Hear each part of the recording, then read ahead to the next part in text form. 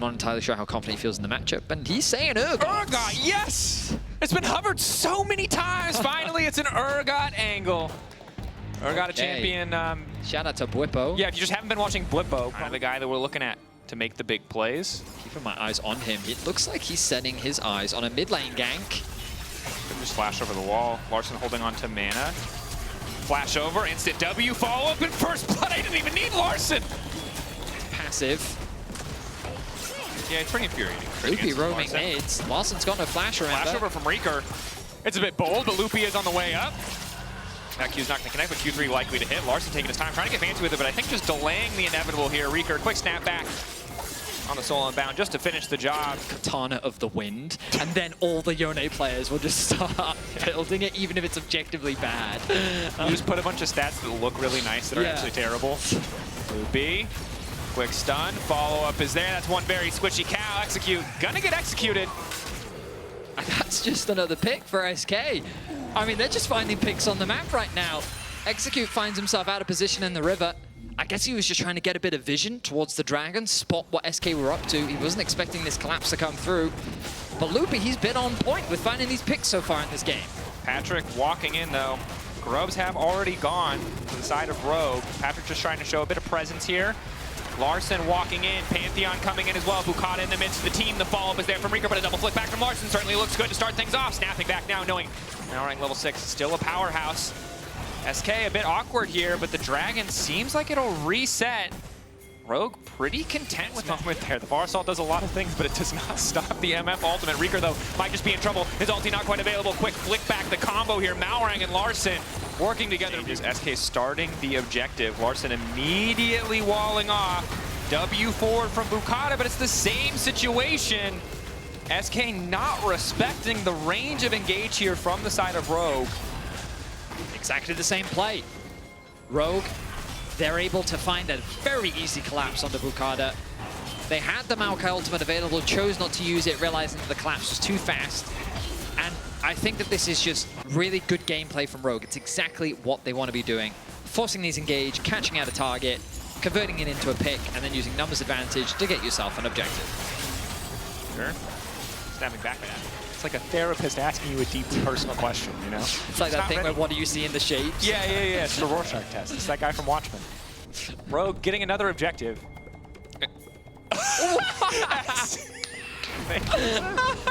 As requested. Thank you, observers. That's Sadly, awesome. right now, that is one of the few... I love that Stin. That is one of the few things that are going well for SK, is that their skins are very funny. Maybe something else is going to happen here on the bottom side. It looks like Adam's been caught out. Nice flash out of the ulti. Can try to get over the wall into Loopy with an ulti of his own. Loopy managing to flash away. Shielding coming in. Reeker on the chase. Adam getting so many resources dedicated. And SK will find that kill. Meanwhile, the counter push coming through in top. He really wanted to take out Adam. As you rightly said, a lot was invested though to get that kill, and that means a lot of time was bought on the top side of the map. Malrang working with Larson to help secure the first tower of the game. Malrang and Larson, best friends. This looks set up to do pretty well. Loopy, TP behind. You've got to be careful. Urgot coming to clean up. Loopy going in. Lockdown is there. Reeker punted back. Loopy probably going to fall. Stun does connect onto Patrick, and here comes Reeker, but it might be just a little bit late. Lockdown going in onto Larson. Gen X not going to find the kill, but Kadui will. And in the meantime, the lead through. Adam just going to get the lead. Ooh, the TP timing not working out a moment. And Rogue aren't on the same page, really costing them. Now the follow-up, the lockdown is there. Kadui in a position to ult. When is he going to throw it down? There it is. Patrick getting chunked, but staying just on the edge of the hitbox, will be able to walk away. What started out as a messy play for SK turned out heavily in their favor. They secured their first tower of the game. Not what's going to happen. So now what you'll see is that, but this is the cool thing about Pantheon and Taliyah, is they're really good at attacking side lanes together. So you can do this thing called shadowing, so Larson can play through a lane, and then as Reeker tries to look for a skirmish or a fight, then Malrang's ulti comes in and he sets up for a play. Reeker trying to get out of this one. Hex flash from Loopy, zoning away Larson, backsteps. Harold here. A bit of damage down onto this tower. Patrick is bot, which might be a little bit awkward here. No one is riding the Herald. Good damage going through onto Reeker. Play the room picking up. And Rogue was able to find a pick, and now that will help them secure the bot tier 1. I don't know. So the mosquito problem solved by that as the ulti goes in. Patrick cleansing, still slowed up for a second, will lose about half his life, but now the re-engage coming through. Execute with a bit of an awkward punt back. Now Gen X on the chase. He's looking for that ulti. Fear beyond death. Oh, the double nice up. pick coming in for Kadui. Decent poke. We'll probably concede mid here. Gen X is going in. I think just two-shot the tower, but instead they're going to keep the dive going. Tower about to fall. Gen X doing a decent amount of damage. We'll just get picked off. Adam still living as well. And crucially, they get that kill right before the Otacon buff comes in. Now Gen X will have it when he respawns, but Rogue getting a ton of money for SK's aggressive attempt at finishing the Otacon. Ooh, Loopy, he's looking for this. Walk up, Larson. That Zanya's is not doing a lot. He buys a little bit of time. If nothing else, he bought time for Patrick to escape. And Adam nicely picks up that tier 2 in the top lane. So that was three towers position corrected. Also, the false life buff is still there. And you got level 13 for Reeker. Their comp's still strong. They get a quick flash out of Patrick. Nice look for a pick in the mid lane. Kata sending the ulti. Just try to cement this initial pick. On to execute. Fear beyond death. He's pulling him in. They weren't chains. They might have been towels. This skin is weird as hell, but SK will find the pick. Oh, immediate ult now coming in from Reeker. Knows that he has the false life. Just trying to style. Larson buying a bit more time. Damage, but the creeps are blocking the way. Now Bukata flashing in. They really want to get good use out of these buffs, but this is absolutely not it.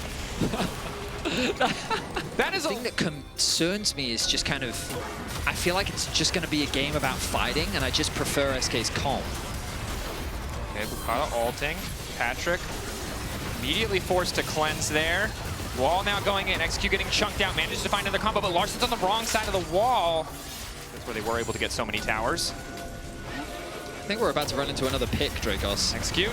Another pick. Loopy locked up. This time SK cutting their losses, leaving their support to die. But Rogue grouped as a 5-man, 3 seconds to on the way in, has no ulti. Needs to stack Q, but doesn't have a good angle. I think SK hoping for a mistake from the side of Rogue. Kadui's ultimate is going to be key here, but he just doesn't have it quite yet. Quick snapback, 3K on the objective, flick back, but a nice buffer on the disdain means Gen X is still able to make it out. Rogue should just be able to grab this objective for free. Execute now down. Pantheon taking the Baron. SK looking for exit kills. Reeker waiting over the wall, about to have the ulti. But now it's Adam going in. A quick turn. Bukata deleted. It's the AP Maokai. Not powerful at all. Kadui caught out the flash through. The double flash through. Loopy on the way in, just in time to watch his team die. Rogue decisive in the play. Loopy running. Hoping to get away, but there's just no shot. Adam with some great decision-making on the back end of that fight. He finds a clutch ultimate. Once the globals, especially when Larson doesn't need it to start the fight. Weaver's Wall not too far out. Patrick with his ulti available to SK. Have the Maokai ulti to try and create some space to zone away. Good ulti from Loopy. Immediate follow-up coming in from Kadui, but Larson buys a bit more time. Execute still ticking, still standing strong in the meantime. Reeker taking a tower. Pressure on 2 lanes. A lot of cooldowns burned there, but will save the bot lane tower at least as Adam just continues this assault in mid lane. Adam is very strong, and Gen X is really starting to struggle to deal with him. Rogue. Stepping up now. Larson TPing back instead of conceding here, knowing that they still are in such an advantageous position, knowing those ultimates are gone. Opts to TP back to lane, keep that pressure up, try to get a second inhibitor. The minions will finish it for him. Good damage done. I was a bit worried for Rogue. The Rogue, much more powerful tools to snowball. Pantheon, the Grand Starfall. Gen X overextending here, locked up by Adam. Ooh, this execution taking a bit of time, but down he goes. Meanwhile, on the top side of the map, all remaining members of SK looking for a successfully generated. Now he can look to regroup with his team, force Reeker into this awkward decision. Be looking to cover. Varsal connecting on one backstep there. Loopy probably going to fall, manages to make it out. Gen X is just about to get one shot, trying to disdain his way to safety, but Malrang does too much damage. Fall now coming in from Adam, looking to find Kadui as well. Clean picks from Rogue.